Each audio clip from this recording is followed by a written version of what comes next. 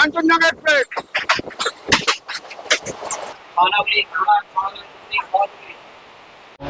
আশীর্বাদ করো। কি আশীর্বাদ না করলে দেব না। আপনাদেরকে তো বলেই দিলাম যে সেকেন্ড সিটিং এ আমাদের ভাড়া পড়েছে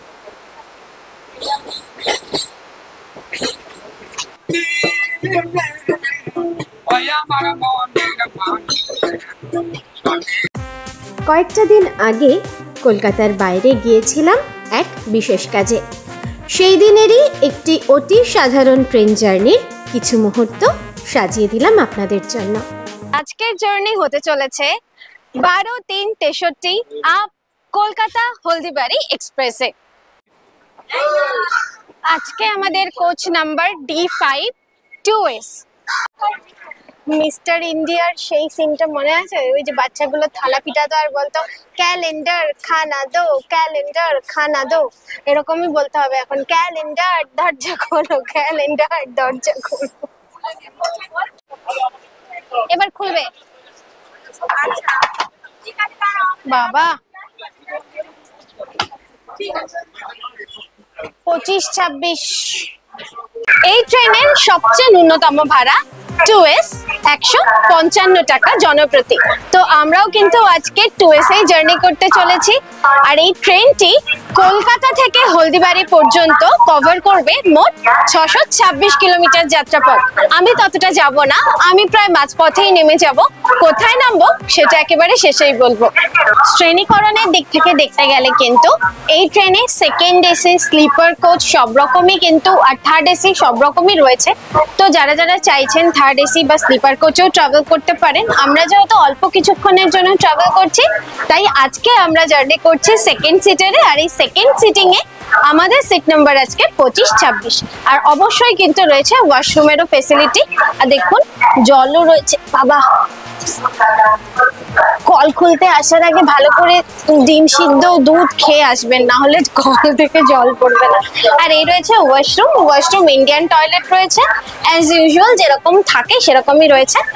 তো চলুন, ট্রেন ছাড়তে আর খুব বেশি সময় বাকি নেই। অলরেডি ঘড়িতে বাজে এখন 8:51। ঠিক 9:05 কিন্তু কলকাতা স্টেশন থেকে ছেড়ে যাবে আমাদের আজকের ট্রেন।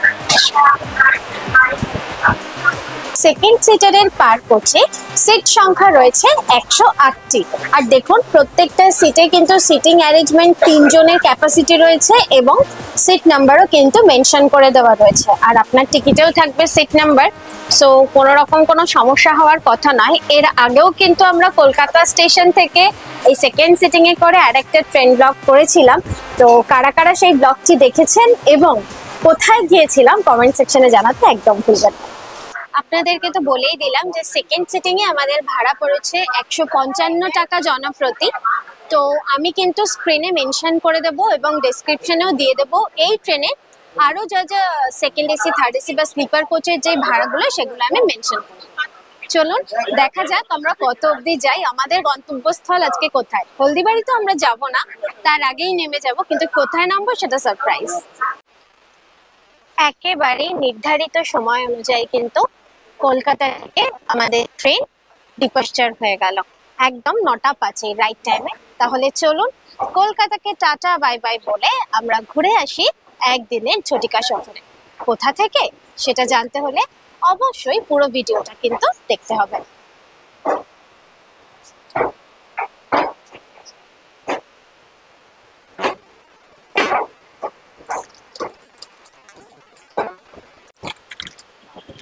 বাড়ি থেকে অনেক সকালে বেরিয়েছি, চা ছাড়া কিচ্ছু খাওয়া হয়নি। তো এখন ট্রেন ছাড়তে না ছাড়তে আমাদেরও খিদে পেয়ে গেছে, এখন করতে হবে ব্রেকফাস্ট। তো নিয়ে নিয়েছি, আপনারা তো দেখলেনই কলকাতা স্টেশন থেকে। এটা এমনিতে তো এর নাম হটডগ, কিন্তু এটা আর এখন হটডগ নেই। এই চিপা খেতে খেতে পেটে চাপা খেতে খেতে এটা হয়ে গেছে এখন পেট ডগ। তো চলো এই পেট ডগটা দিয়ে ব্রেকফাস্টটা সারি আজকে।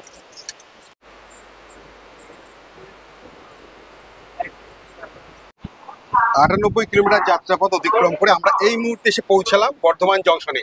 আর সবচেয়ে বড় পাওনা দাঁড়িয়ে আছে দেখুন, রাজধানী এক্সপ্রেস হাওড়া রাজধানী দিল্লি হাওড়া রাজধানী এক্সপ্রেস 12-3-06। চলুন নেমে দেখাচ্ছি। বর্ধমানে দেখা হয়ে গেল 12-3-06 সাথে রাজধানী এক্সপ্রেস নিউ দিল্লি হাওড়া। আর আমাদের ট্রেন চলছে নির্ধারিত সময় থেকে প্রায় 20 মিনিট লেটে। আসুন।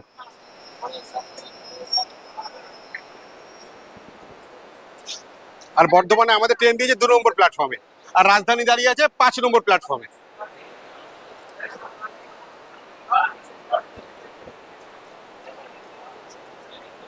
নিউ দিল্লি হাওড়া রাজধানী রাইট টাইমে, বিফোর টাইমে এসছে, কিন্তু 15 মিনিট আগে এসে দাঁড়িয়ে আছে।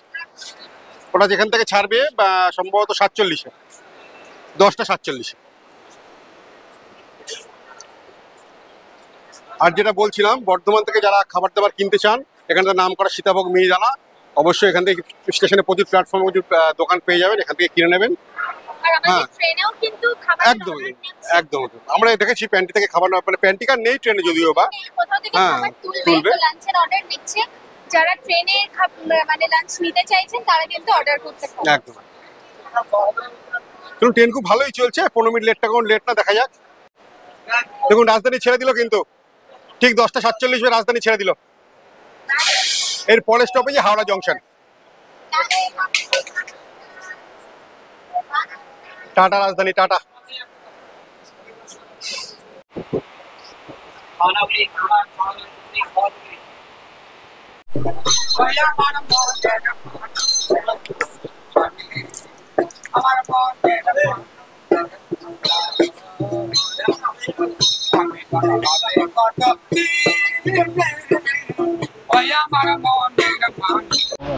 আশীর্বাদ করো। কি আশীর্বাদ না করলে দেবো না। স্টপেজ নেই, তাও দাঁড়িয়ে আছে ট্রেন, সামনে সিগন্যাল নেই। 8 কিলোমিটার দূরে শান্তিনিকেতন। কি করা যাবে, ট্রেন লেট, বেড়ে হয়ে গেছে প্রায় 42 মিনিট। অজ্ঞতা দাঁড়িয়ে আছি, ট্রেনও দাঁড়িয়ে আছে, আমি তাই প্ল্যাটফর্মে নেবে। এটা হচ্ছে সম্ভবত ভেদিয়া, হ্যাঁ ভেদিয়া স্টেশন। এর পরবর্তী স্টেশন আমাদের বোলপুর শান্তিনিকেতন, এখান থেকে 8 কিলোমিটার। চলুন ট্রেন ছাড়ুক, তারপরে আবার শান্তিনিকেতনে নেমে দেখা হবে।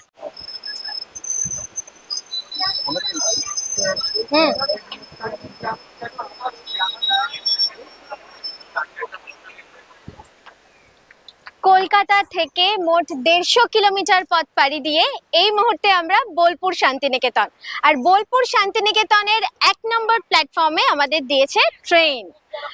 আর দেখতে দেখতেই কিন্তু বর্ধমান জংশন থেকে বোলপুর শান্তিনিকেতন পর্যন্ত আমরা কভার করে ফেলেছি মোট 8টা ইন্টারমিডিয়েট স্টেশন। বোলপুর শান্তিনিকেতন নিয়ে কিন্তু আমাদের অনেকগুলি ব্লগ আছে, যারা যারা দেখেনি অবশ্যই চ্যানেলে ভিজিট করে দেখে নিন। এত দেরি কেন? চলুন, স্টপেজ টাইম 2 মিনিট, আর দেরি করা যাবে না। বোলপুর থেকে যারা যারা আমাদের দর্শক বন্ধু রয়েছেন তাদের সবাইকে হ্যালো, আর বোলপুরবাসীকে অনেক অনেক ভালোবাসা।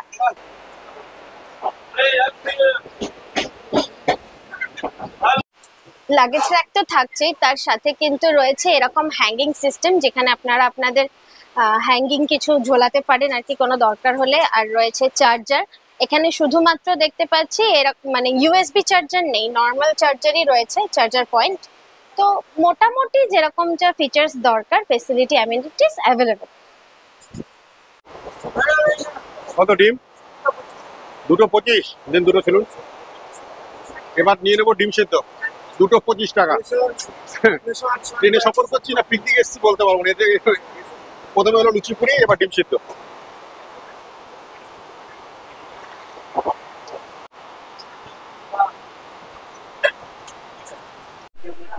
বলছি আমরা কি হলদিবাড়ি ট্রেন না উঠে অন্য কোনো ট্রেনে উঠে পড়েছি?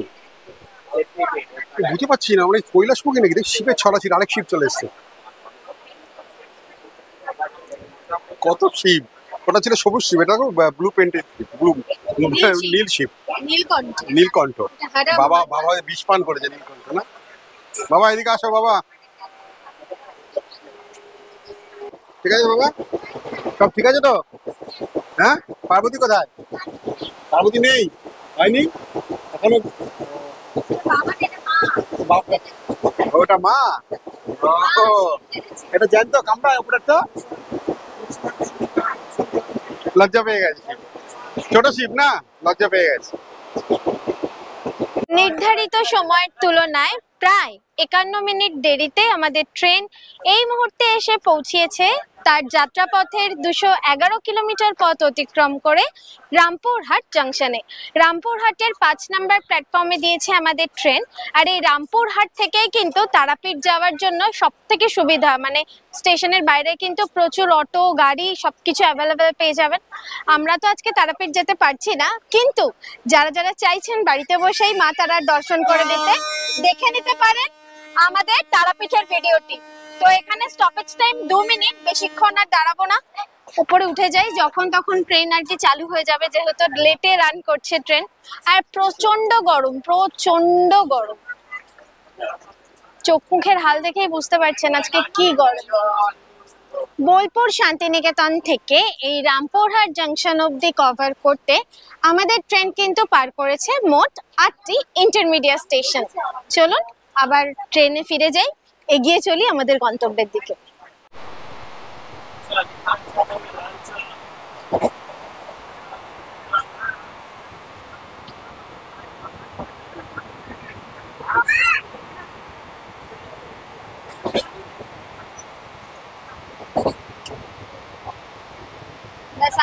এক নম্বর প্ল্যাটফর্মে দিয়েছে, পাকুড়ের 1 নম্বর প্ল্যাটফর্মে আমাদের ট্রেন দিয়েছে। ওয়েদার এখন কিছুটা ভালো, আগের তুলনায় একটু মানে গরমটা কমেছে, যেহেতু মেঘলা হয়েছে। তো দেখা যাক আমরা কতক্ষণে আমাদের ডেস্টিনেশনে পৌঁছাই, যেহেতু 1 ঘন্টা লেটে চলছে ট্রেন। তো চলুন, সিগন্যাল হয়ে যাবে কিছুক্ষণের মধ্যেই, ট্রেনে উঠে যাই। চলুন একটা ট্রেন কভার করে আসি।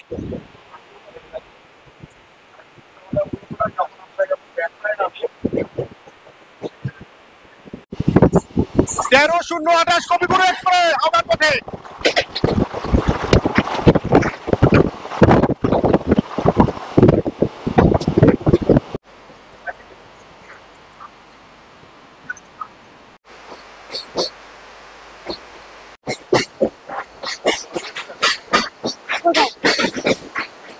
আর একটা ব্যারেজ ক্রস করছি, বাবা কি ফ্লো জলের।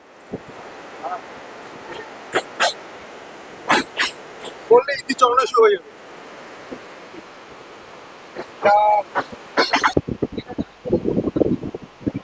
আর কলকাতা থেকে মালদা টাউন পর্যন্ত ট্রেন কিন্তু কভার করে ফেলেছে মোট 335 কিলোমিটার যাত্রাপথ।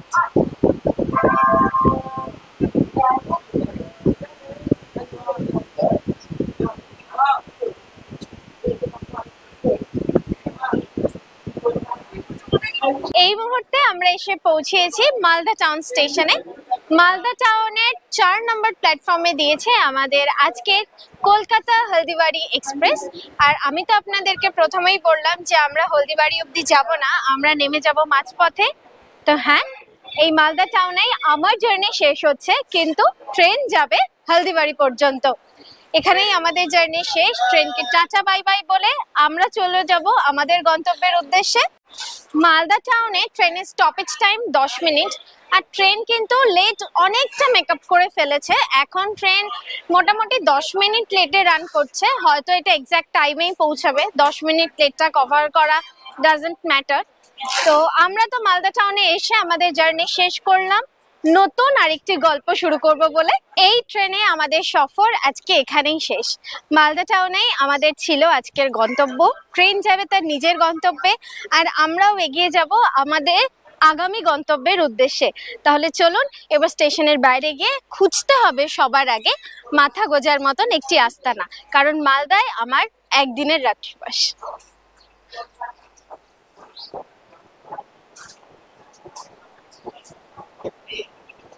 আমাদের ট্রেন তো ছিল 4 নম্বর প্ল্যাটফর্মে। 4 নম্বর থেকে 1 নম্বরের দিক দিয়ে আমরা বাইরেটায় বেরিয়ে এসেছি। স্টেশনের বাইরেটায় কিন্তু প্রচুর টোটো রয়েছে, দেখতে পাচ্ছেন টোটো স্ট্যান্ড। সেখান থেকে আপনারা টোটো নিয়ে আপনাদের গন্তব্যে পৌঁছতে পারেন। আমাদেরকেও দেখতে হবে আশেপাশেই একটা হোটেল। তো চলুন দেখি।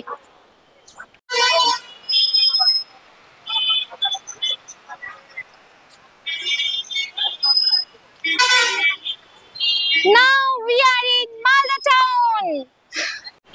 দেখলেন তো, আমরা মালদা স্টেশন থেকে বাইরে বেরিয়ে চলে এসেছি। এখন আমরা চলে এসেছি পেট পুজো করতে পিন্টুর হোটেলে। মালদার ঠিক স্টেশনের বাইরে এসে পিন্টুর হোটেল, ওখানে আমরা অর্ডার দিয়েছি মাছ ভাত খেয়ে নেবো।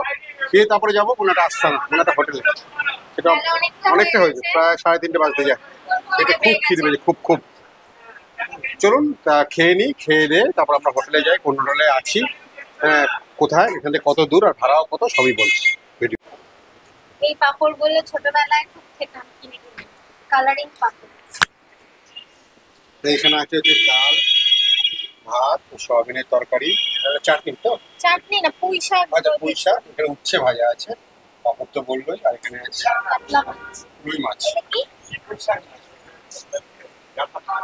ডাঁটা শাক, ডাঁটা শাক, ডাঁটা শাক। কাঁচা লঙ্কা, পেঁয়াজ। চলুন খেয়ে নিই, খেতে পেয়েছে খুব। খাওয়ার পর আবার দেখা হচ্ছে। খাওয়া দাওয়া তো হলো, জমজমাটি খাওয়া দাওয়া হলো, রান্না বান্না খুব ভালো, ভালোই, খুব হালকা ভালো, রান্না, খুব ভালো, অত্যাধিক তেল ভালো মশলা খেলাম। আমাদের রুই মাছ ভাত নিল 80 টাকা করে, আর পরে ভাত মাছের কোয়ালিটিও ভালো। পরে ভাত নিল 3 হাতা 20 টাকা। 3 হাতা আমরা দুজনে মিলে নিয়ে খেলাম। খেয়ে দিয়ে একটা জলের বোতল নিলাম, 200 টাকা বিল পে করলাম। করে বাইরে এসে আমরা নিলাম টোটো করে এখন যাবো হোটেলে। দেখি কোন হোটেলে থাকা যায়। সামনে হোটেল আছে, অনেকগুলো হোটেল আছে, ওখানেই যাচ্ছি। 10 টাকা টোটো ভাড়া হচ্ছে, পার পার্সন 10 টাকা। ওই অব্দি যেতে হেঁটেও যাওয়া যায়, হেঁটে 3-4 মিনিট লাগবে, কিন্তু খাওয়ার পরে হাঁটা যায় না, অসম্ভব। খালি পেটে অনেক হাঁটা যায়, কিন্তু ভরা পেটে হাঁটা যায় না। চলুন হোটেলে গিয়ে আবার কোন হোটেল নিচ্ছি দেখা হচ্ছে। মালদা শহরে আমাদের একদিনের রাত্রিবাস, তাই প্রথম থেকেই ঠিক করে রেখেছিলাম ভীষণই সাধারণ মানের একটা হোটেল হবে আমাদের মাথা গোজার ঠিকানা। সেই মতনই স্টেশন লাগোয়া একটা হোটেল নিলাম। আজকের ভিডিও এই পর্যন্তই, দেখা হচ্ছে আবার অন্য গল্পে।